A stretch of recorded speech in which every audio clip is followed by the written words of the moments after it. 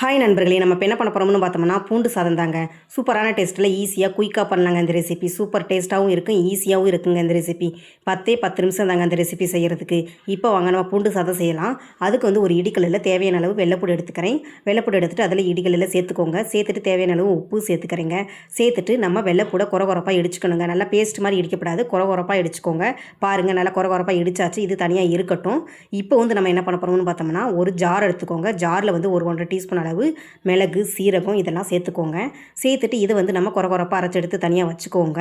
இப்போ வந்து அடுப்பில் ஒரு பாத்திரம் வச்சுட்டு பாத்திரம் சூடானதுக்கப்புறம் தேவையான அளவு ஆயில் ஊற்றிட்டு கடுகு உளுந்து பருப்பு போட்டு பொரிய விட்டுட்டு நம்ம இடித்து வச்சுருக்கிற வெள்ளைப்பூடை இதில் சேர்த்துக்கோங்க. சேர்த்துட்டு நல்லா மிக்ஸ் பண்ணி விட்டு நல்லா வணக்கி விட்டுக்கோங்க. நல்லா பச்சை வாசனை போகிற அளவுக்கு நல்லா மிக்ஸ் பண்ணி விட்டு நல்லா வணக்கி விட்டுக்கோங்க. நல்லா வணக்கறதுல தாங்க இது டேஸ்ட்டே. இப்போ வந்து நல்லா மிக்ஸ் பண்ணி விட்டு நல்லா வணக்கி விட்டுக்கோங்க. நல்லா வணக்கிட்டு இருக்கிறப்ப இப்போ வந்து ஒரு 2 கொத்து கருவேப்பிலும் ஒரு பச்சை மிளகாயும் கட் பண்ணி சேர்த்துக்கோங்க.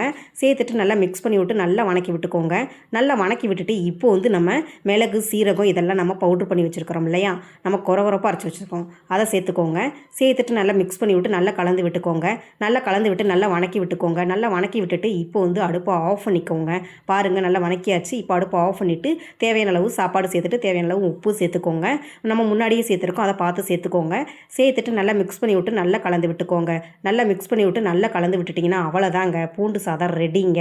சூப்பரான டேஸ்ட்டில் ஈஸியாக குயிக்காக பண்ணியாச்சுங்க. இந்த ரெசிபி சூப்பர் டேஸ்ட்டாக இருக்கும், ஈஸியாகவும் இருக்குங்க.